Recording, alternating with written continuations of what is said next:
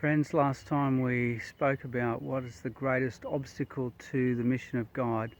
I made the point that it is us, the people of God, and that was epitomised by the Apostle Peter in Acts chapter 10, where he said, "No, Lord, I'm not eating anything unclean." And of course, this was a reference to God was trying to break down his prejudice, not about food, but about Gentiles who God was fervently wanting to bring into the kingdom. Now, it could be argued that where Jesus had said, "Make disciples of all nations," that this was something radically new, and it was taking Peter a long time to adjust to the thinking. But if we look at the Old Testament, we find that that's just not the case, that Jesus' agenda of making disciples of all nations had been there from the beginning, from Genesis. And so Peter really doesn't have any excuse. Just some examples of Old Testament scriptures is Genesis chapter 12, where God says to Abraham, "You will be a blessing, and through you all the families of the earth will be blessed." Clear as. And that promise, with the responsibility that goes with it, is found 5 times in the book of Genesis, and in chapter 22 it's actually confirmed with an oath. So Hebrews chapter 6 makes reference to that, as do other passages as well, God making a promise and confirming it with an oath.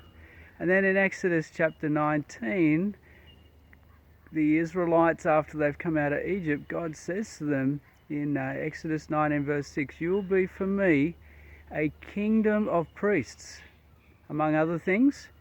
And priests, what do priests do? Well, we know that priests stand between God and man. They mediate the blessings down and bring the people into God's presence. So the Israelites were to be priests, but who to? Who else was there? Just the nations of the earth. When David takes down Goliath, he says that all the peoples of the world will know that there is a God in Israel. It was intended to be a testimony to all the nations. In Psalm 67, the Aaronic blessing is reworked, and it's "May God be gracious to us and bless us and make his face shine upon us, in order that your ways may be known on earth, your salvation among all nations." There it is again.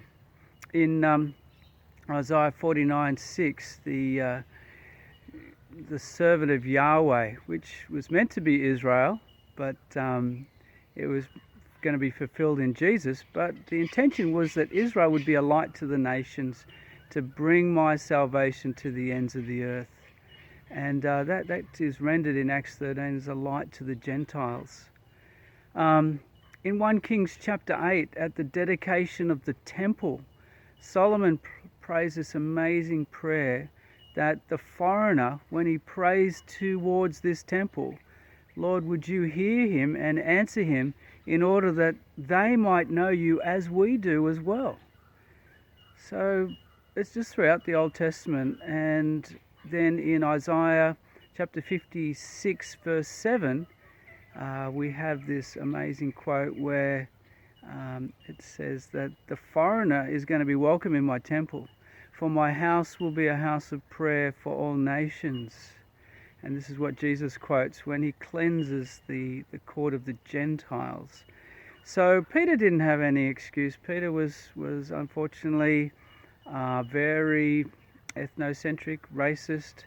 He was, and it took a lot to get him to come around. And I pray it doesn't take that much to bring us around in order to embrace God's all nations agenda and realize that it really is his heart. This is what he's been on about from the beginning in Genesis. And in the end, in Revelation, we find that people from every tribe, nation, language and tongue are there. And we just pray that we get on board with that agenda and don't believe that it's going to be up to somebody else. Bless you, friends.